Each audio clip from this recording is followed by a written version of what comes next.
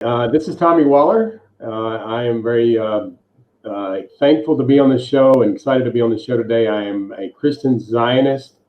I head an organization called HaYovel that brings volunteers into Israel to help Jewish farmers in Judea and Samaria. And I am Kimberly Traub. I, too, am a Christian Zionist, and I am the U.S. Director of Christian Friends of Israeli Communities, a Christian organization that connects Christians all over the world with the Jewish communities in Judea and Samaria.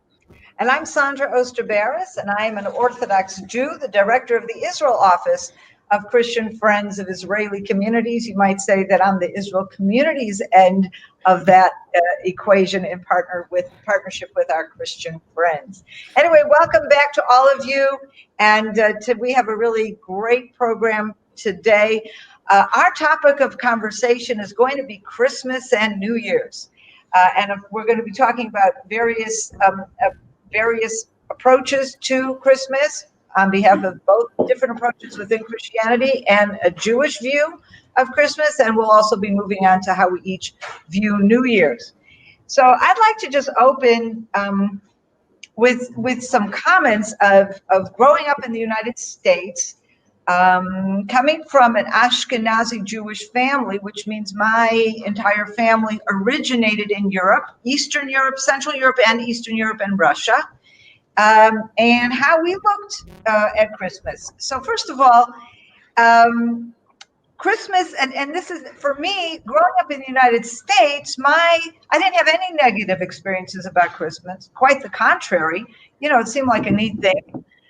Maybe I'll talk more about that later. But you were a good girl. What? You were a good girl.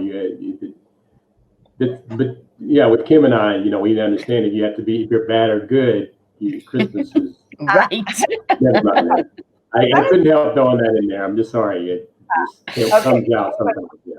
One of the things that I remember my father telling us when I was a kid, that his father, so we're talking about a man who came to America in the 1920s from Lithuania, okay? Wow.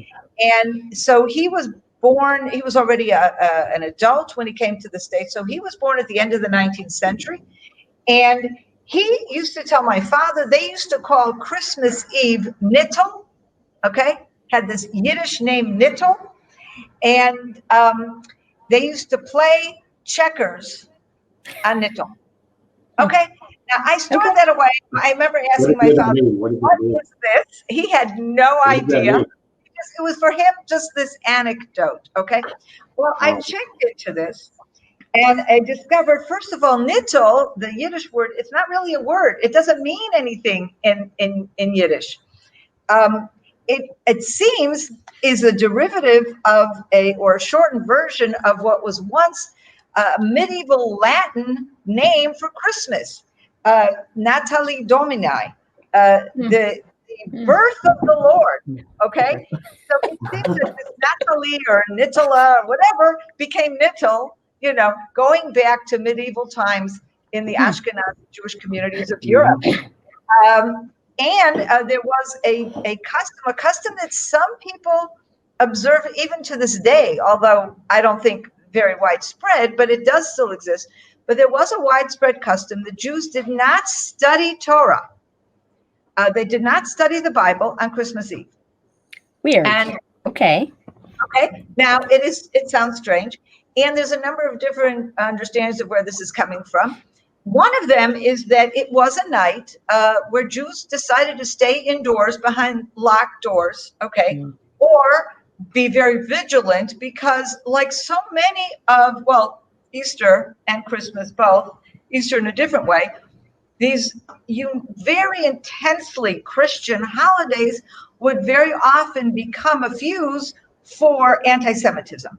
It brought home to the Christians as they were celebrating the birth of Jesus. It brought home, oh, who are those horrible people over there, those Jews who don't believe this, who don't celebrate this, who rejected Jesus. So it just became a flashpoint, which in many cases would turn into some kind of violence, pogroms, whatever, against Jews.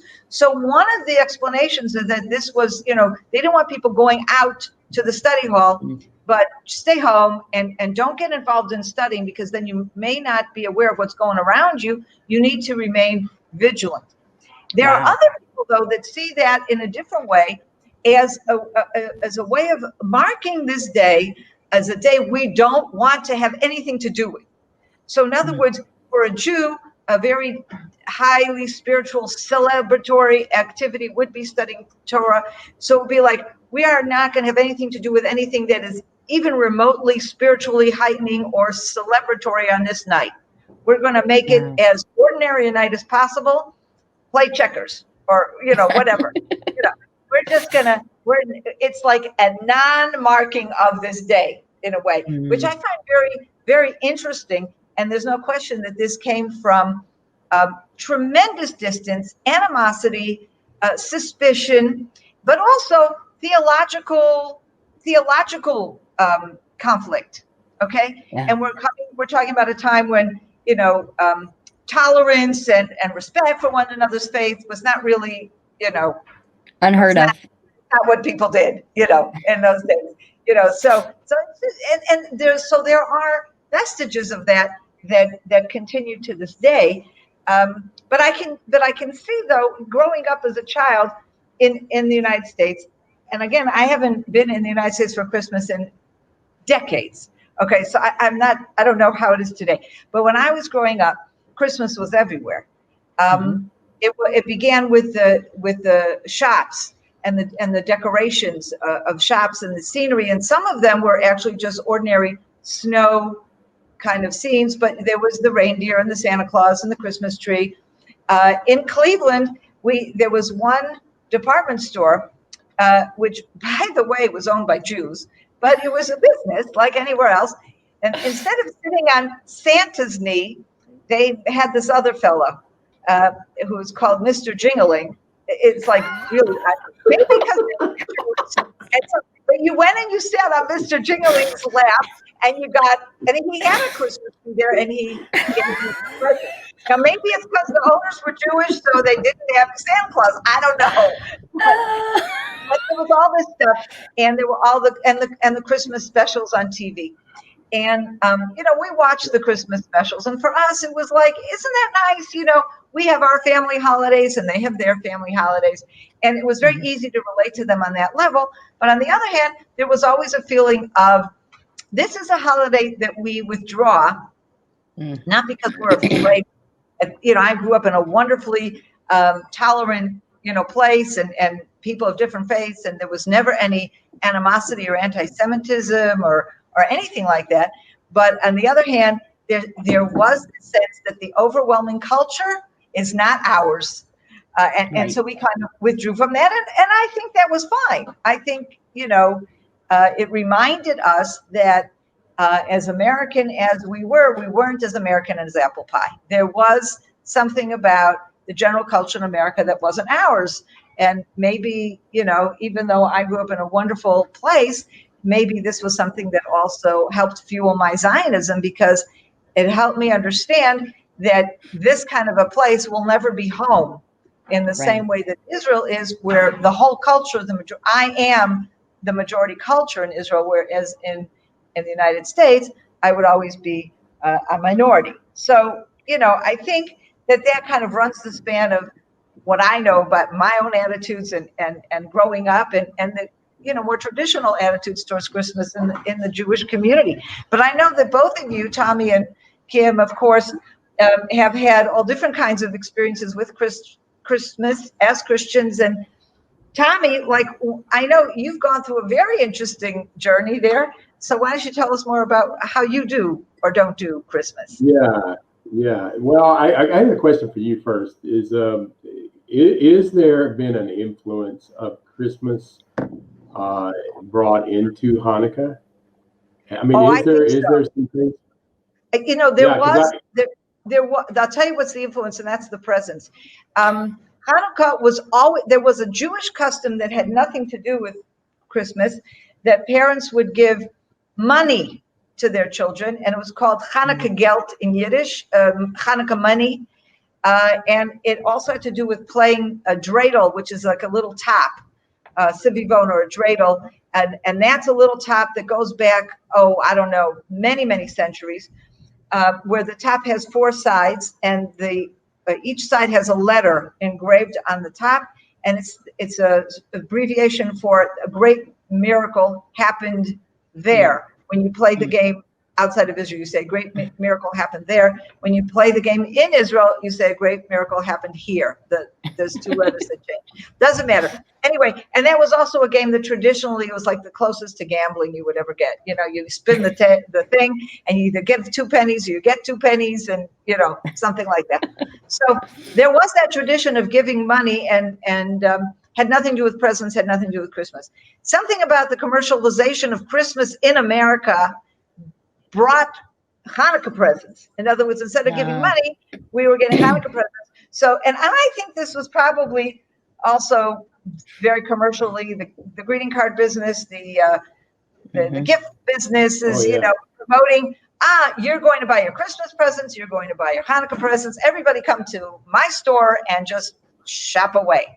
And I'm sure that's how that, but that's like the only influence that I see. Right. Well, I was just wondering because I know, and I'll get into this here. You know, for me, growing up, Christmas was kind of like it was and this is going to sound funny, but it was a very traumatic experience for me. I can remember when I was 5 years old, at least when I was 5, it was a very traumatic experience for my mother, because what happened is that because I'm very intense with almost everything. I mean, I'm like not halfway person, you know, like if there's a Santa Claus, man, I believe there's a Santa Claus, you know, and if there's Christmas and he's coming in my house, you know, I'm going to meet him, you know, he's not sneaking in here, you know. Easter bunny, you know, I'm going to tackle this bunny. I'm going to get all the treats and all the Easter eggs and everything.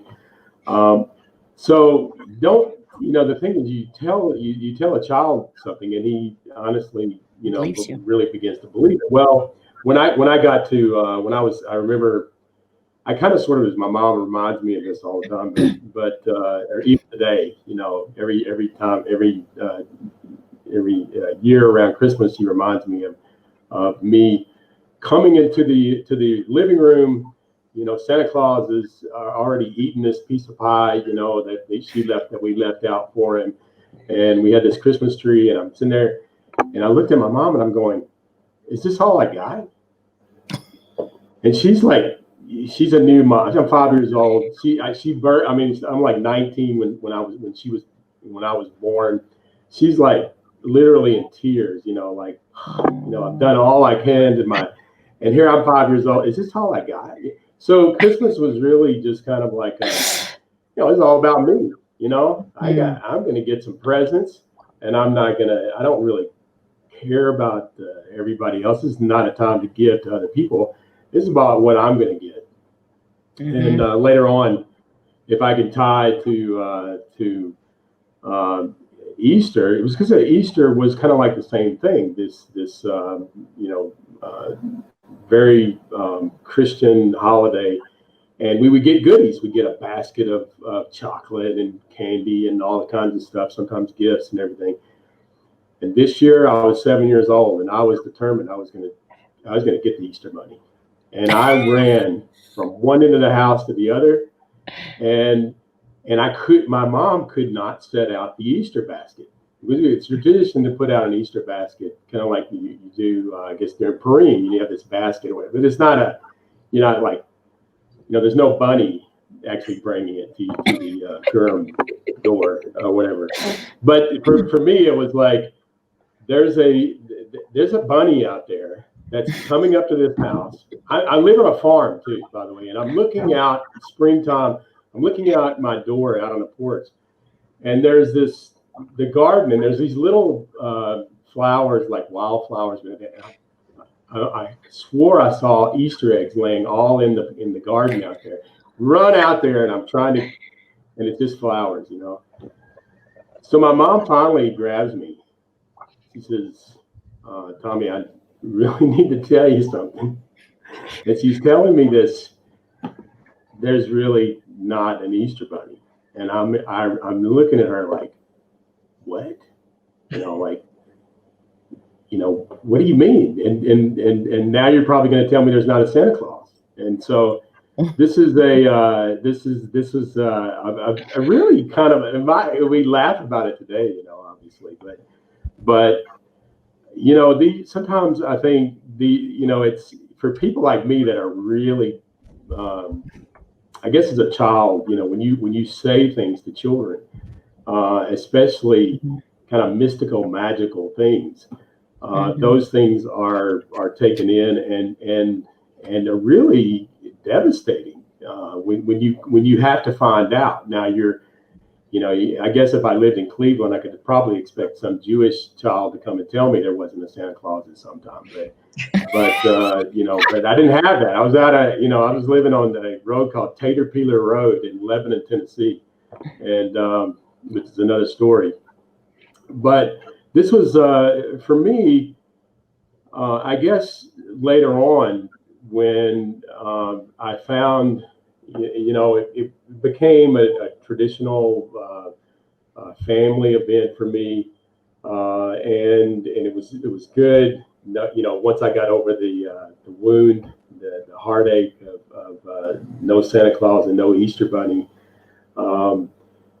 but when later when Sherry and I just started, really kind of looking at things closely and kind of looking at our Hebraic or Jewish roots, whatever you want to call it, the roots of our faith, we came to understand where these holidays came from, and they were not, we didn't see them in the Scripture, we didn't see them in the Bible, and so for us, we began to say, listen, is this something that we should keep doing if it's not in our Bible? It's not in our New Testament. There's nothing in our New Testament about these holidays, and there's certainly nothing in the Tanakh, in the Old Testament, about these holidays. So we began to look at different things, and even Hanukkah for us. And I remember in the beginning, it was kind of like that. That was why I asked you that question, because I think for us to transition from Christmas to Hanukkah, because Hanukkah actually, for me, is a story that everybody needs to hear. It's not just a Jewish story. It's about, the redemption of Jerusalem and the fight for Jerusalem. And as a Christian Zionist, wow, what a story. What an inspirational story that is, to connect with these valiant men men and women and families that were zealous to see the restoration of the temple. And as Christians, a lot of our story in the New Testament is surrounded by that temple that was restored during that period of time. Had it not happened, where would Christianity be? Where would Judaism be? Where would we all be if Hanukkah had not occurred? So I love to tell these stories that make sense, that really grip you, that are real, that are real. They're not imaginary. They're not fictional. They're not mythology. They're not anything like that. And for me, our children really, some of my children, even my children, I have older children now. My youngest is 16 now. My oldest is 35. So most of them don't ever remember doing anything except Hanukkah during that time of the year, and not doing Christmas and not doing Easter either. So, and I know that maybe there's people listening here that would say, "Oh, wow, is he even Christian?" And I think that's the new reality for us, is that we've become so, I guess that's part of our identity, is something like Christmas that's really outside of even the Bibles that we carry.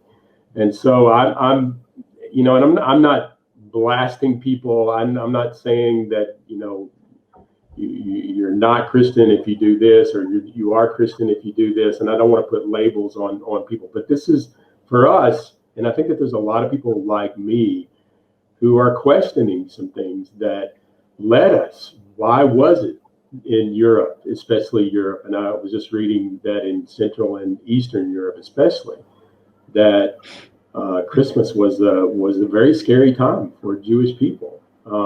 How do we get to that place where a holiday that we love was a nightmare for our Jewish brothers and sisters? And that really is a problem for me personally, because I'm here in the land. I'm working here with Orthodox community. I'm here with you, Sandra, a lot. We see each other a lot. We work together a lot. And for me, this has become personal to me, because now I'm sitting and talking and have a relationship with people that really suffered under some of these things that we thought was just a wonderful thing. So, but that's kind of my story. It's kind of funny, but it's amazing to me how God leads us down a particular road. I think a lot of Christians are like this. We're kind of on this journey of finding ourselves and understanding. And sometimes we've got to look back on the 2,000-year history, because we always talk about the 2,000-year history when we talk about it with the Jewish people. It's not being a good thing. It's just not been a good history. And then what can we do without compromising my identity as a Christian, as a believer, and the way I believe, without compromising that? What can I do to fix and make my faith a faith that will be good for Israel, be good for the Jewish people? When can I be recognized as a friend of Israel, and not the enemy of Israel, and not always having to overcome the hurdles that we've had to overcome, even with our holidays, these kind of things. So that's kind of my story, and my children love Hanukkah. They love the feast of Sukkot. To a lot of times the chagrin of our Jewish friends, they're like, why are you doing that? Sandra's like, wait, why are you doing that? What are you doing? Well, we just, we're trying to make our way. Come on, if you take Christmas away from your kids, you gotta do something. Yeah, we got used to you, Tommy. Yeah. We know you're strange, but it's okay. Yeah. I think it would be interesting, for anyone who's watching this, who maybe is from Europe or Australia, write to us or put some comments in. Let us know, what is your feeling of Christmas as a Christian in your country, because I only know of it from America. And, I think that as a Christian growing up in America,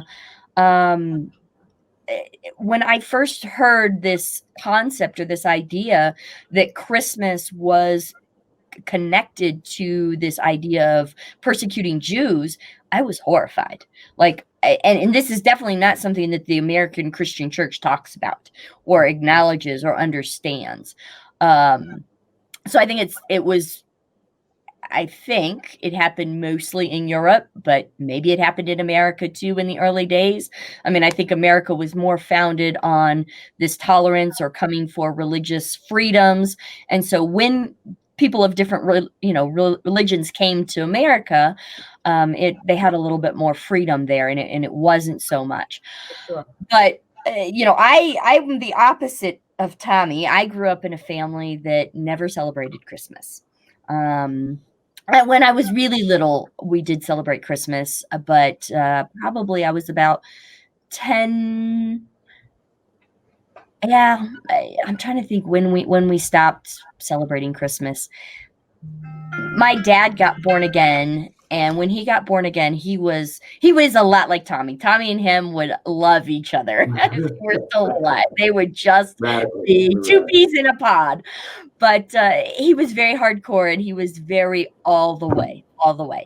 And so when he became born again later in life and started reading the Bible, and he really looked into the origins and the foundations of Christmas, which is, again, something that the American Christian Church does not talk about and does not go into. They are, there's, you don't have to dig very far. They're very much that they are foundations in pagan holidays and traditions and religion, and it goes back all the way to Constantine. Basically, in a nutshell, if this is the first time you've ever heard that, basically Constantine came in, he declared Christianity as the new religion to an extremely pagan world and expected them to change and accept it overnight, of which they rejected. And Constantine had a second problem. He was extremely anti-Semitic. So how do we strip the Jewish roots, or the Hebraic foundations for our faith? How do we strip that and make it a new religion that's acceptable to pagans and that is removed from these darn Jews that don't submit, right? Yeah. Stubborn Jews. Stubborn, yeah, right. Proudly stubborn. Stiff-necked, yeah, not gonna bow, right? We are not going to. It's 2 against 1. No. So yeah, so really it was very simple. There were extremely pagan holidays, especially around December 25th. And so what did we do is we created Christmas, or he did, and we didn't. And then as a result, Christians have always celebrated Christmas and put Jesus's birth there. It's very clear when you read the Bible and you read the biblical account, it did not happen in the middle of winter, December 25th. There's no way. It just was not the time that they would call for a census. It's not the time that shepherds would be in the field next to Jerusalem and Bethlehem. It would have been one of the major feast times. So take your pick: Passover, Pentecost, or Sukkot. One of those 3 feast times. It's interesting. I don't think from the history that I've read, even kind of preparing for today, and what I heard in the past, was that even in Christianity, the Puritans actually for a season outlawed Christmas. Right? You couldn't do Christmas. Christmas was kind of looked at as a very immoral holiday, right, where people were just doing really lewd things. Well, about kidding, rather than giving. It was. I mean, in Europe, it was a very kind of Mardi Gras kind of festival, is what I heard, and I understood that's right. And so in the early, when the Puritans came over to the U.S., they actually said, no, we're not doing Christmas. But eventually they got kind of put down and started, and the tradition started coming. But the commercialization of Christmas wasn't that big of a holiday until probably after the 1940s, right, 1930s. I mean, that when Sears and Roebuck realized the money that they could make on Christmas, that's when everything changed. And that's why we have Black Friday, now. Yeah. Imagine these horrible people like Tommy Waller coming out wanting to stop Christmas. It would be the downfall of America. I have to tell you, when I grew up, my father owned a bunch of card and gift shops. Okay. Yeah. And he made most of the money of the year in December. Yeah. Okay. Right. So here's an Orthodox Jew that he was hoping that more and more Americans would just go buy Christmas presents and Christmas cards, because this is how he's going to make his money. And Black Friday, I remember at a time when very few people knew what today Black Friday has become the internet shopping day. But, growing up, Black Friday was a word that was really only used by retailers. Right. And it was a word that meant that, because it was the day after Thanksgiving, it was purely American, and most people didn't go back to work on that Friday after Thanksgiving. Right. So it was a good shopping day, because all the stores were open. Of course, all the stores were closed in those years on Thanksgiving.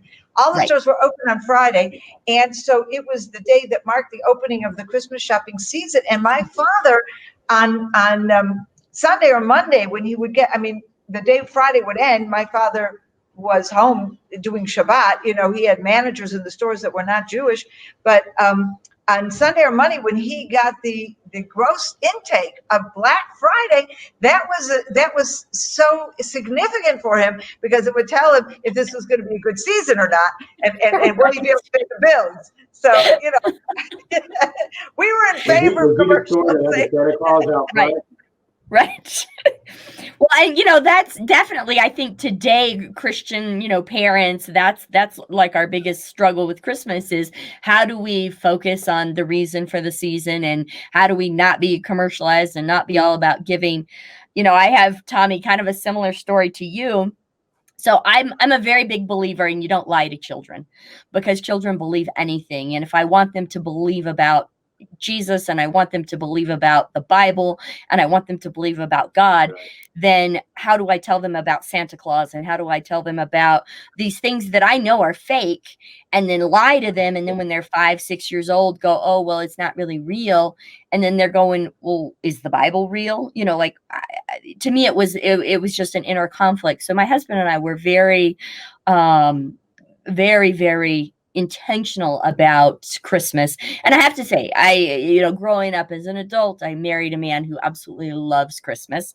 And so he is just absolutely mortified and horrified by my childhood of never having a Christmas tree, never having presents, never having this whole family get together, and, just the magic of Christmas. Like, he is just mortified by it. So as a result, we celebrate Christmas. We have a Christmas tree, we have Christmas lights, that kind of a thing. But with my kids, so we really went with the whole Santa thing, because Santa is a huge part of Christmas, in every store window and every Christmas card and everything.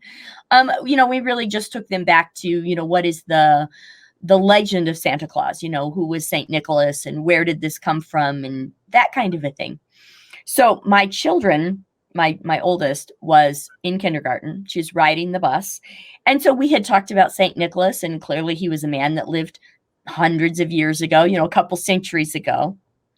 So the little girl, the neighbor kid, is on the bus, and I'm sitting in the neighbor's yard waiting for the bus. The little girl jumps off the bus. She comes running up to my car, and she bangs on my window, and she goes, Abby said Santa's dead. And I'm like, what?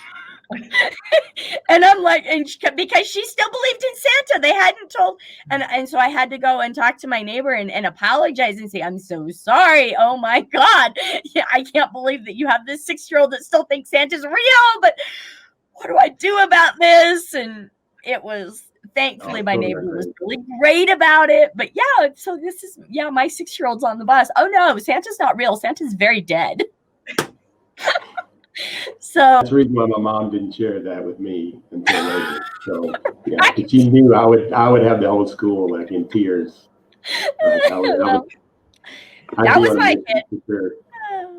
So I think that as a Christian, one of the things that I found interesting, getting into Hebraic roots and understanding Jewish culture and understanding what's going on, I was thinking about it, and I was like, what did my pastors growing up do with these scriptures? And I don't think they did anything with them, because I don't think any of them understood them or knew them. And I'm just going to read out of Luke chapter 2. And this is like verse 20. Then the shepherds returned, glorifying and praising God for all the things that they had heard and seen as it was told to them. And when 8 days were completed for the circumcision of the child, his name was called Jesus, by the name given by the angel before he was conceived in the womb. Now, when the days of her purification, according to the law of Moses, were completed, they brought him to Jerusalem to present him to the Lord. As it is written in the law of the Lord, every male who opens the womb shall be called holy to the Lord, and to offer a sacrifice according to what is said in the law of the Lord, a pair of turtle doves or 2 young pigeons.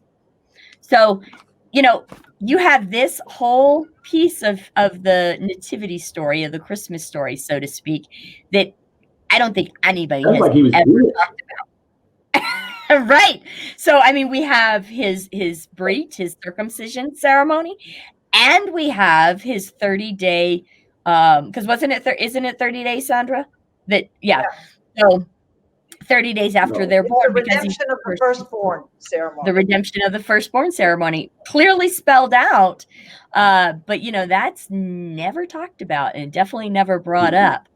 Well, that's which Old I Testament think is stuff. interesting. Just read that. It all was done away with later on. Well, it's interesting that you talk about this idea of Jesus being born as a Jew and having the circumcision as a Jew, because one of the things that I always found rather funny, actually, is growing up. Let me backtrack for a second. I grew up in the United States to a family that was Jewish, but American. And my father was born in Cleveland, Ohio. My mother came to Cleveland when she was 5 years old.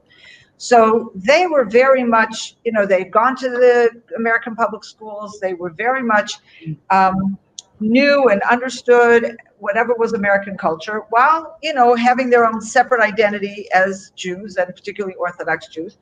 But they didn't come with the fears and the complexes that the generation before them, or people of their age who came after the Holocaust or just before the Holocaust, whatever, had a completely different understanding of Christmas. And as I mentioned earlier, they're bringing this heritage of anti-Semitism and all that stuff. And I grew up in Cleveland in an Orthodox community that had both types. Okay, I had people that were much more American, and on the other hand, those who's not my friends, but their parents had literally recently arrived from Europe, either as Holocaust survivors or they had run from the Holocaust, and they brought with them. They didn't know America. They didn't understand any of it, and they had a different thing. So when we came to New Year's, for us as American Jews, and it didn't matter if you were Orthodox or Reform or Liberal or whatever you were, Jews in America never saw New Year's as a religious holiday. It was just the beginning of the year, and New Year's resolutions, whatever.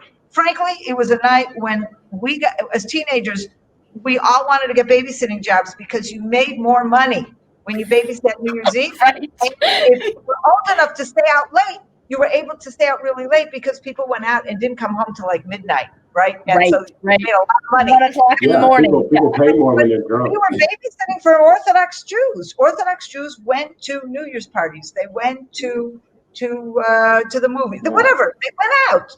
They had a drink. They watched. As kids, I remember we watched. The ball fall on Times Square, and we had a glass of champagne. My parents would have a glass of champagne and say "L'chaim." Okay, L'chaim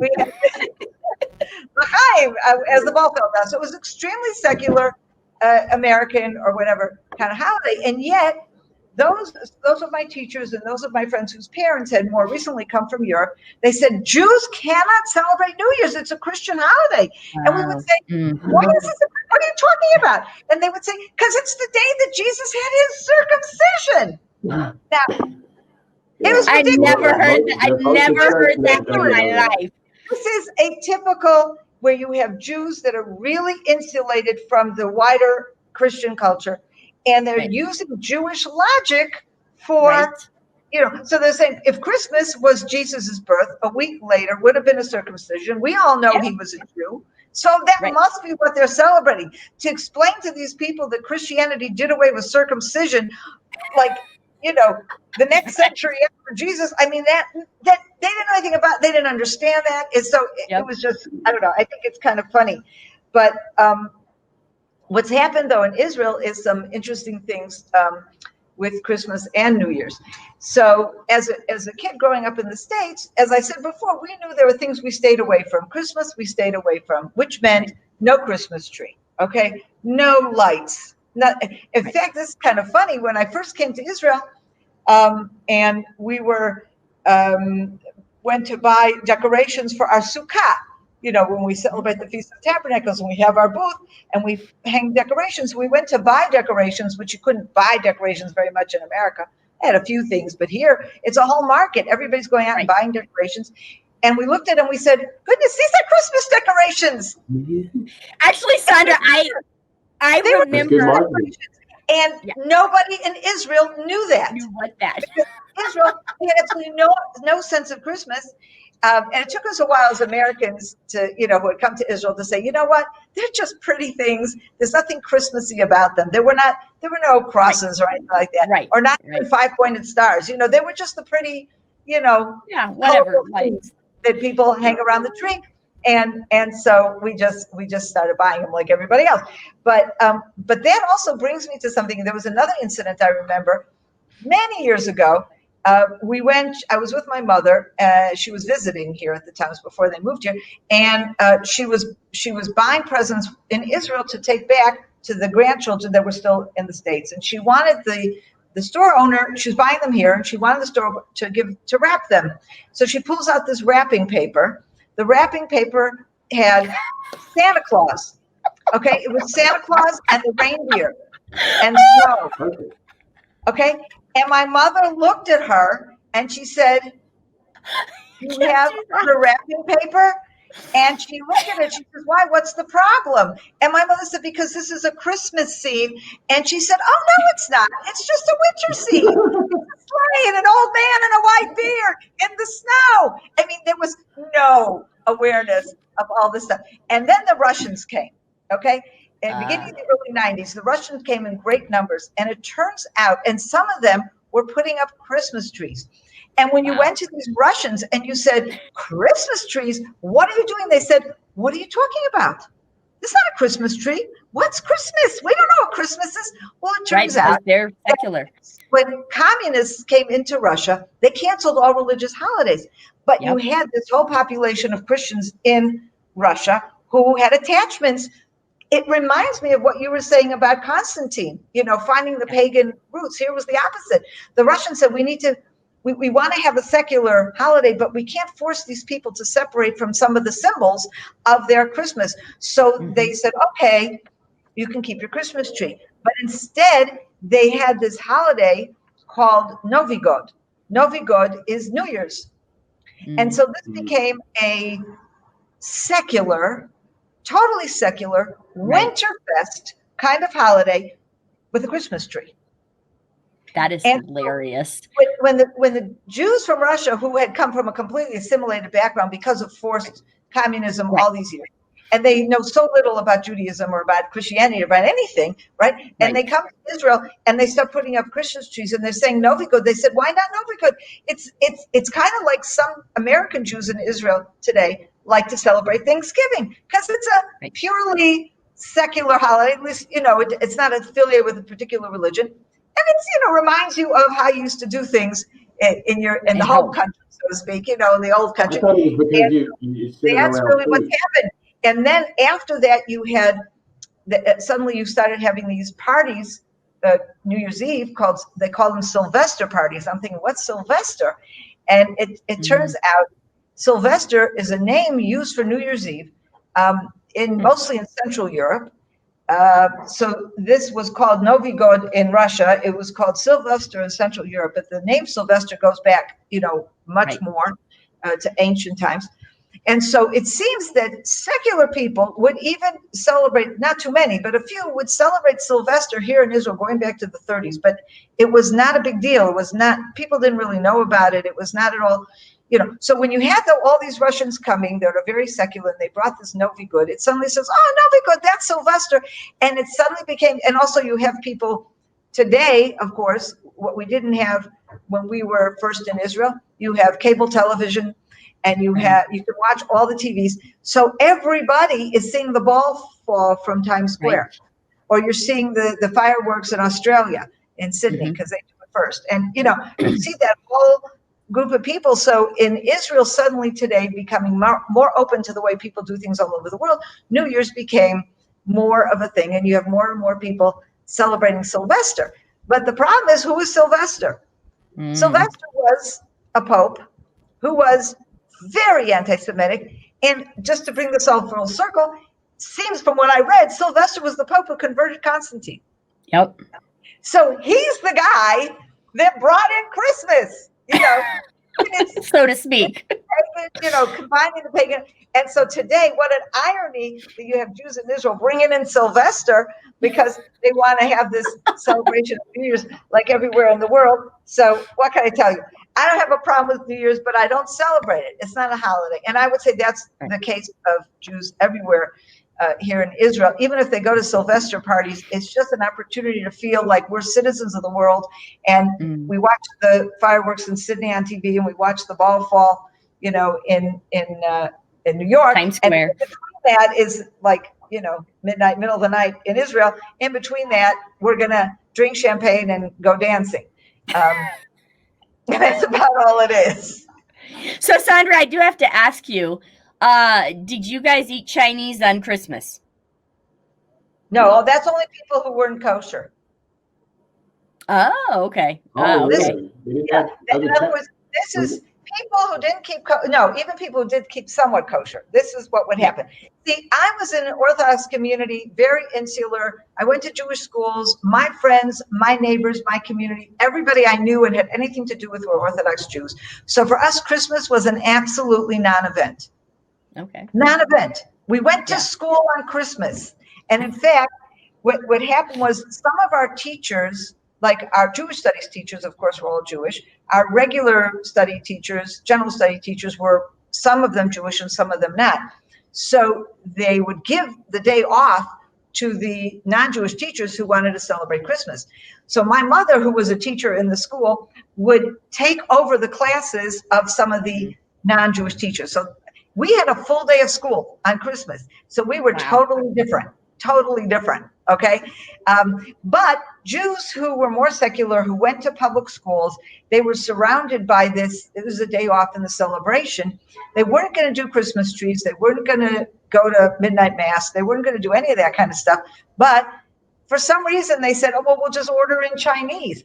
Now, the Chinese food was not kosher. It was extremely not kosher. Okay. So you have stories of people who, in those years, you had a lot of Jews who didn't keep kosher outside the house. They would eat out and they didn't mind not eating kosher. But for whatever reason, they wanted to keep their home a kosher home. Right. And so what some of these people would do, they would order in the Chinese and eat it in the den because the kitchen was kosher. But the den, you can't, was the not. den had the TV, right? So you had Chinese food in the den. Yeah. But that I learned about much later, as some of my friends who grew up that way, but then became Orthodox, would tell us these stories about, the Chinese food in the den. But really, well, and I think the tradition comes from, because you and I talked about it, because it's a thing here. So why do I know about this? Because I didn't know about it. But the kosher deli in Denver. So every year on Christmas Day, it's a huge thing where they have a Chinese buffet. I mean, it's all kosher, but it's Chinese food, Chinese buffet on Christmas Day, for the Jewish community in Denver. And I said, so where did this come from? But I guess it really stems back to the Chinese were the only restaurants that were open because they don't celebrate Christmas either. Right.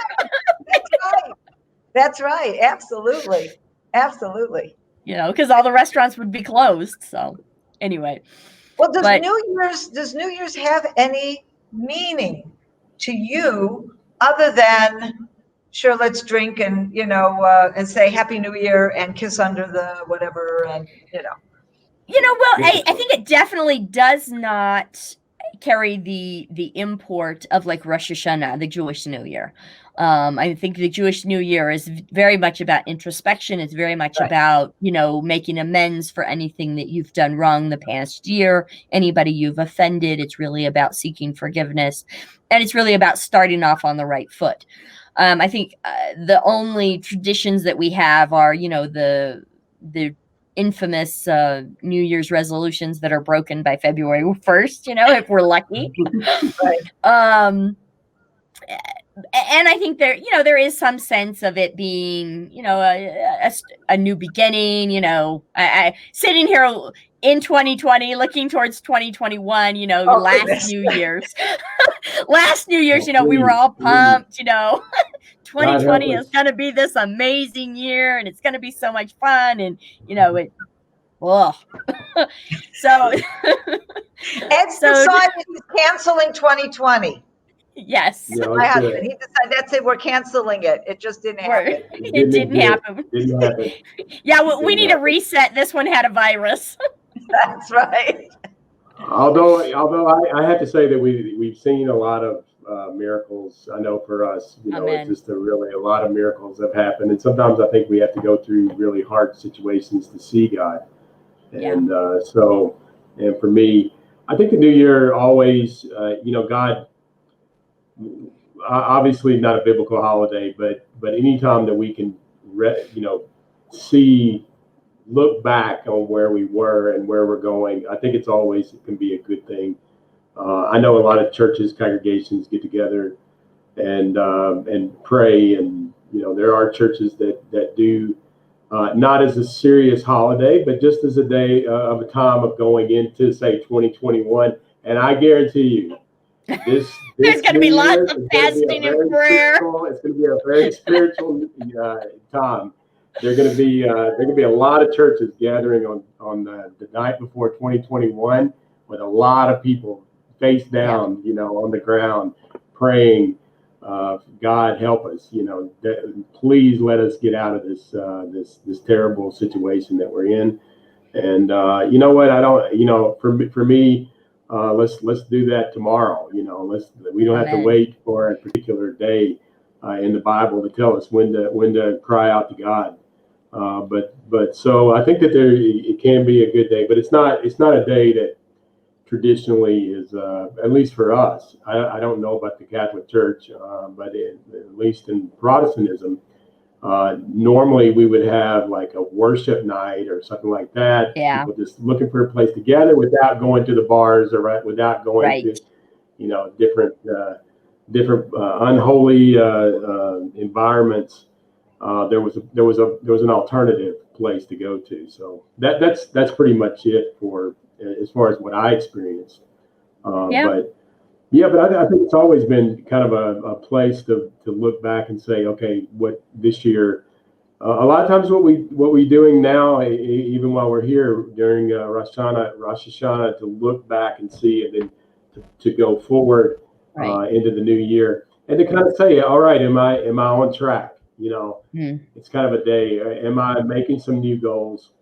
I made some new goals. Am I on track with those new goals? And so, yeah, it's to me a very positive thing, but nothing that's, you know, entrenched in our religious, you know, what we do religiously. Yeah, basically, it is not a spiritual day at all.